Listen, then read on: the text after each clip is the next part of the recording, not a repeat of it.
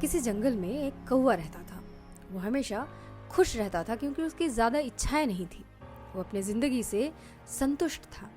लेकिन एक बार उसने जंगल में किसी हंस को देख लिया और उसे देखते ही कौवा सोचने लगा, ऐसा प्राणी तो मैंने पहले कभी नहीं देखा, इतना साफ और सफ़ेद। यह तो जंगल में औरों से बहुत सफ़ेद और सुंदर है, इसलिए यह तो बहुत खुश रहता होगा। कौवा हंस के पास गया और पूछा, भाई तुम इतने सुंदर हो इसलिए तुम बहुत खुश होगे। इस पर हंस ने जवाब दिया, हाँ मैं पहले बहुत खुश रहता था जब तक मैंने तोते को नहीं देखा था। उसे देखने के बाद से लगता है कि तोता धरती का सबसे सुंदर प्राणी है। हम दोनों के शरीर का तो एक ही रंग है, लेकिन तोते के शरीर पर दो दो रंग हैं। उसके गले में लाल रंग का घेरा और वो सुर्ख हरे रंग का था। सच में वो बहुत खूबसूरत था।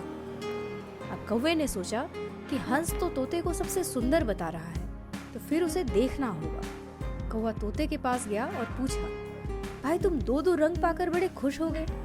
इस पर तोते ने कहा, हाँ मैं तब तक खुश था जब तक मैंने मोर को नहीं देखा था। मेरे पास तो दो ही रंग हैं, लेकिन मोर के शरीर पर तो कई तरह के रंग हैं। कौवे ने सोचा कि सबसे ज्यादा खुश कौन है यह तो मैं पता करके ही रहूंगा, इसलिए अब मोर से मिलना ही पड़ेगा। कौवे ने मोर को जंगल में ढूंढा, लेकिन उसे पूरे जंगल में एक भी मोर नहीं मिला।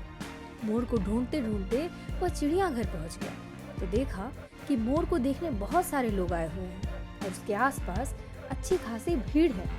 सब लोगों के जाने के बाद कौवे ने मोर से पूछा, भाई तुम दुनिया के सबसे सुंदर और रंग बिरंगे जीव हो, तुम्हारे साथ लोग फोटो खिंचवा रहे थे, तुम्हें तो बहुत अच्छा लगता होगा और तुम तो दुनिया के सबसे खुश जीव होगे। इस पर मोर ने दुखी होते हुए कहा, अगर सुंदर हूँ तो भी क्या फर्क पड़ता है, मुझे लोग इस चिड़ियाघर में कैद करके रखते हैं, लेकिन तुम्हें तो कोई चिड़ियाघर में कैद करके नहीं रखता और तुम जहाँ चाहो अपनी मर्जी से घूम फिर सकते हो। इसलिए दुनिया के सबसे संतुष्ट और खुश जीव तो तुम्हें होना चाहिए, क्योंकि तुम आजाद रहते हो। कौवा हैरान रह गया क्योंकि उसके जीवन की अहमियत कोई दूसरा बता गया। इस कहानी से हमें सीख मिलती है कि हमारी जिंदगी में बहुत सारी ऐसी चीजें होती हैं जो केवल हमारे पास हैं, लेकिन हम उसकी अहमियत समझकर खुश नहीं होते।